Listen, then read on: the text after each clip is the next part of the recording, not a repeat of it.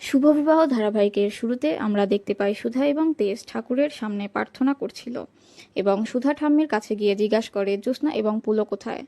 কাননবালা জানায় তারা ঘুমাচ্ছে। এরপর তেজের মা সুধাকে বলে পুলো পুরো বাড়িটাকে মাতিয়ে রেখেছে, বড্ড মায়ায় জড়িয়ে ফেলেছে সবাইকে।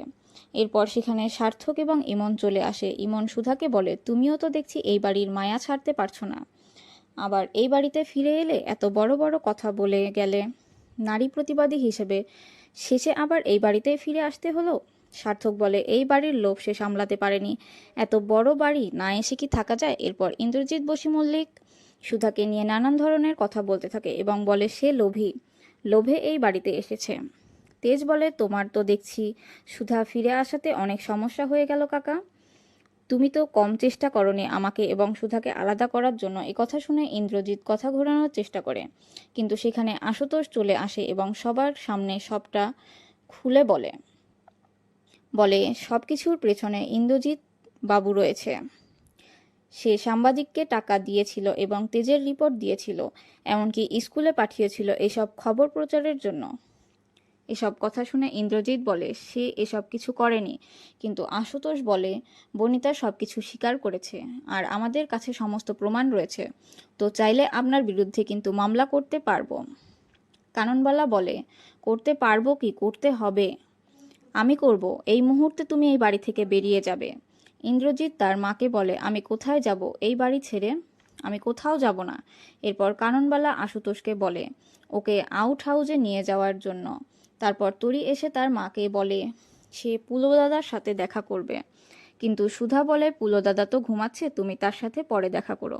এরপর এরপর সকলে সেখান থেকে চলে গেলে ইমন বলে যতই চেষ্টা করো পুলো আর এখানে ফিরে আসবে না, সে এখন অনেক দূরে।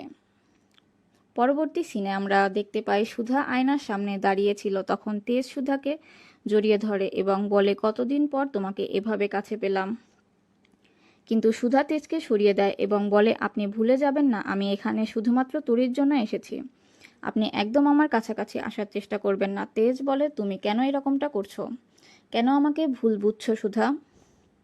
সুধা বলে আপনার মনে এখনো দ্বিধা রয়েছে, আপনি আমাকে মেনে নিতে পারলেও তরিকে মেনে নিতে পারেননি। যেদিন আপনি মনের সব দ্বিধা দূর করে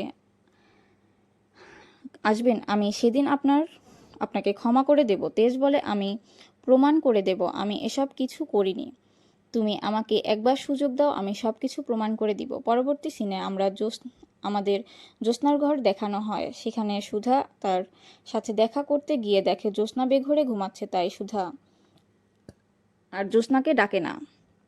হঠাৎ সুধা খেয়াল করে পুলো চাদর মুড়ি দিয়ে ঘুমাচ্ছে, শুয়ে রয়েছে, তাই সে চাদরটা সরিয়ে দেয়, কিন্তু চাদর সরাতে সে দেখতে পায় সেখানে পুলো নয়, সেখানে বালিশ ঢাকা দেওয়া রয়েছে। এরপর সুধা ঘরের মধ্যে পুলোকে খুঁজতে থাকে, কিন্তু সে পুলোকে পায় না। এরপর সুধা একটা ঘুমের ওষুধের পাতা পায়, তখন সুধা বুঝতে পারে জ্যোৎস্নাকে কেউ ঘুমের ওষুধ খাইয়ে ঘুম পাড়িয়ে রেখেছে। এরপর জ্যোৎস্নার ঘুম ভেঙে যায়, সে ঘুম থেকে উঠে পুলোকে খুঁজতে থাকে, কিন্তু পুলোকে দেখতে পায় না। কান্নাকাটি শুরু করে দেয়। সুধা জ্যোৎস্নাকে শান্ত হতে বলে এবং ঠিক কী ঘটেছিল সেটা বলতে বলে। জ্যোৎস্না বলে সে বাড়িতে একাই ছিল, বাড়িতে ইমন সার্থক কেউ ছিল না, সে পুলোকে পড়াচ্ছিল। হঠাৎ নার্স এসে রেগুলার ওষুধ তাকে খাইয়ে দেয়, এরপর সে ঘুমিয়ে যায়, আর কিছুই বলতে পারে না। সুধা মনে মনে বলে তার মানে নার্স ঘুমের ওষুধ খাইয়ে ঘুম পাড়িয়ে রেখেছে। এরপর জ্যোৎস্না আর পাগলামো করতে থাকে এবং সুধাকে বলে আমার পুলোকে এনে দাও, ওকে একবার হারিয়েছি, আমি আর ওকে হারাতে চাই না। এরপর বাড়ির সকলে মিলে পুলোকে খুঁজতে থাকে। জ্যোৎস্না ঠাকুরের সামনে গিয়ে প্রার্থনা করতে থাকে তার ছেলের জন্য। বাড়ির প্রত্যেকে বিভিন্ন জায়গায় খোঁজাখুঁজির পরেও পুলোকে কোথাও পায় না। অন্যদিকে আমরা পুলোকে দেখতে পাই সে একা একাই মাঠে হাঁটছিল এবং বলছিল ওরা আমাকে এখানে রেখে গেল, আমি এখন কি করব, বাড়ি ফিরবো কি করে, আমি তো বাড়ির ঠিকানাও জানি না। শেষ সিনে আমরা দেখতে পাই তরি সুধাকে বলে মাম্মাম পুলো দাদাকে এনে দাও, আমার খুব কষ্ট হচ্ছে। সুধা বলে তুমি কষ্ট পেও না, আমি তোমার পুলো দাদাকে এনে দিব। তো বন্ধুরা, এই ছিল আজকের আপডেট। পরবর্তী আপডেট পেতে আমাদের চ্যানেলটি এক্ষুনি সাবস্ক্রাইব করে রাখুন। ধন্যবাদ।